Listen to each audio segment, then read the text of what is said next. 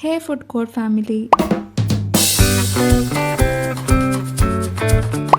ಇವತ್ತಿನ video extra special. ಯಾಕಂದರೆ ಇದು ನಮ್ಮೆಲ್ಲರಿಗೂ ಇಷ್ಟವಾದಂಥ ಗಣೇಶ ಚತುರ್ಥಿ ಹಬ್ಬಕ್ಕೆ ಡೆಡಿಕೇಟ್ ಮಾಡ್ತಿರೋ ಅಂಥದ್ದು. ನಿಷ್ಠೆ, ಭಕ್ತಿ ಅಷ್ಟೇ ಅಲ್ಲದೆ ಬಾಯಲ್ಲಿ ನೀರು ಬರ್ಸೋ ಅಂಥ ಎಷ್ಟೋ ತಿಂಡಿಗಳನ್ನ ನಾವು ಈ ಹಬ್ಬದಲ್ಲಿ ಮಾಡ್ತೀವಿ. ನಮ್ಮೆಲ್ಲರಿಗೂ ಗೊತ್ತು, ಗಣಪತಿ ಬಪ್ಪನ ಮೋದಕ ಪ್ರಿಯ ಅಂತ ಕರೀತಾರೆ. ಅಂದರೆ ಅವನಿಗೆ ಮೋದಕ ತುಂಬ ಇಷ್ಟ ಅಂತ. ಆದರೆ ಮೋದಕ ಒಂದೇ ಅಲ್ಲದೆ ಇನ್ನೂ ಹಲವಾರು ತಿಂಡಿಗಳನ್ನ ನಾವು ಗಣೇಶನ ನೈವೇದ್ಯಕ್ಕೆ ಅರ್ಪಿಸ್ಬೋದು. ಅಂತ ತಿಂಡಿಗಳಲ್ಲಿ ತುಂಬಾ ಸಿಂಪಲ್ ಆಗಿ ಮಾಡೋ ಅಂತ 3 ರೆಸಿಪಿನ ನಾನಿವತ್ತು ತೋರಿಸ್ಕೊಡ್ತೀನಿ. ಮೊದಲು ಕಡಲೆಕಾಳು ಉಸ್ಲಿ ಮಾಡೋದು ನೋಡೋಣ. 150 ಗ್ರಾಮ್ ಕಡಲೆಕಾಳನ್ನ ವಾಶ್ ಮಾಡಿ 6 ರಿಂದ 7 ಗಂಟೆ ನೆನೆಯೋದಕ್ಕೆ ಇಟ್ಕೊಳ್ಳೋಣ. ನೆಂದ ಮೇಲೆ ಕಾಳುಗಳು ಸ್ವಲ್ಪ ಮೆತ್ತಗಾಗಿರುತ್ತೆ.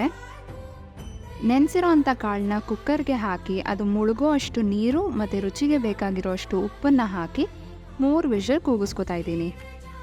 ಈಗ ಒಂದು ಬಾಣಲಿಗೆ ಸ್ವಲ್ಪ ಎಣ್ಣೆ ಹಾಕಿ ಅದು ಬಿಸಿ ಆದಮೇಲೆ ಸಾಸಿವೆ, ಜೀರಿಗೆ, ಹಸಿಮೆಣಸಿನ್ಕಾಯಿ, ಕರಿಬೇವು ಸೊಪ್ಪು, ಬೇಯಿಸಿರೋ ಅಂಥ ಕಡಲೆಕಾಳು ಎಲ್ಲ ಹಾಕಿ ಫ್ರೈ ಮಾಡ್ಕೊಳ್ಳೋಣ. ಸ್ವಲ್ಪ ಉಪ್ಪು, ಕಾಯಿ ತುರಿ ಹಾಕಿ ಮಿಕ್ಸ್ ಮಾಡಿ ಕೊತ್ತಂಬರಿ ಸೊಪ್ಪು ಹಾಕಿದ್ರೆ ಕಡಲೆಕಾಳಿನ ಉಸ್ಲಿ ರೆಡಿ.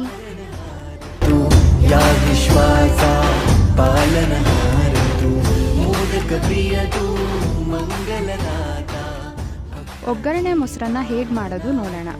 ಒಗ್ಗರಣೆ ಮಾಡ್ಕೊಳ್ಳೋಕ್ಕೆ ಸ್ವಲ್ಪ ಎಣ್ಣೆ ಹಾಕಿ ಅದು ಬಿಸಿ ಆದಮೇಲೆ ಸಾಸಿವೆ, ಜೀರಿಗೆ, ಕಡಲೆಬೇಳೆ, ಕರಿಬೇವು ಸೊಪ್ಪು ಹಾಕೊಳ್ಳೋಣ. ಈಗ ಒಂದು ಬೌಲ್ಗೆ ಸಾಫ್ಟಾಗಿ ಬೇಯಿಸಿರೋ ಅನ್ನಕ್ಕೆ 1 ಕಪ್ ಗಟ್ಟಿ ಮೊಸರು ಸೇರಿಸಿ ಸ್ವಲ್ಪ ಉಪ್ಪು ಹಾಕಿ ಮಿಕ್ಸ್ ಮಾಡ್ಕೊಳ್ಳೋಣ.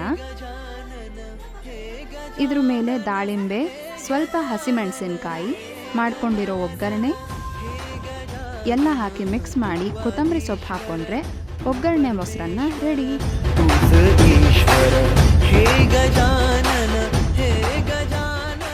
ಪಚ್ಚಬಾಳೆಹಣ್ಣಿನ ರಸಾಯನ ತೋರಿಸ್ಕೊಡ್ತೀನಿ. ಒಂದು ಬೌಲ್ಗೆ 3 ರಿಂದ 4 ಟೇಬಲ್ ಸ್ಪೂನ್ ಅವಲಕ್ಕಿ ಹಾಕ್ಕೊಂಡು ವಾಶ್ ಮಾಡಿ ಸ್ವಲ್ಪ ನೀರು ಸೇರಿಸಿ 10 ನಿಮಿಷ ನೆನೆಸ್ಕೊಳ್ಳೋಣ. ಇನ್ನೊಂದು ಬೌಲಲ್ಲಿ 1 ಪಚ್ಚಬಾಳೆಹಣ್ಣನ್ನ ಕಟ್ ಮಾಡಿ ಹಾಕ್ಕೊಂಡು ಅದಕ್ಕೆ 3 ಟೇಬಲ್ ಸ್ಪೂನ್ ಬೆಲ್ಲನ ಪುಡಿ ಮಾಡಿ ಹಾಕೋಬೇಕು. ಸ್ವಲ್ಪ ಏಲಕ್ಕಿ ಪುಡಿ, ನೆನೆಸ್ಕೊಂಡಿರೋ ಅವಲಕ್ಕಿ, ಕಾಯಿ ತುರಿ ಎಲ್ಲ ಹಾಕಿ ಮಿಕ್ಸ್ ಮಾಡಿಕೊಂಡ್ರೆ ತುಂಬ ರುಚಿಯಾಗಿರೋ ರಸಾಯನ ರೆಡಿ ಆಗುತ್ತೆ.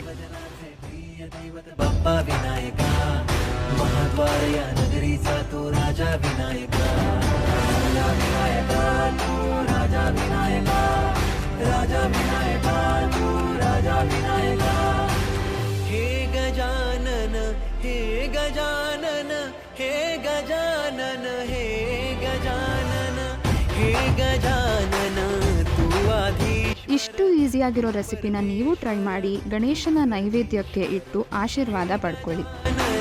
हे गजानन हे गजानन हे गजानन हे. ಈ ವಿಡಿಯೋ ನಿಮಗೆ ಇಷ್ಟ ಆಗಿದ್ರೆ ಲೈಕ್ ಮಾಡಿ, ಸಬ್ಸ್ಕ್ರೈಬ್ ಮಾಡಿ. Thank you.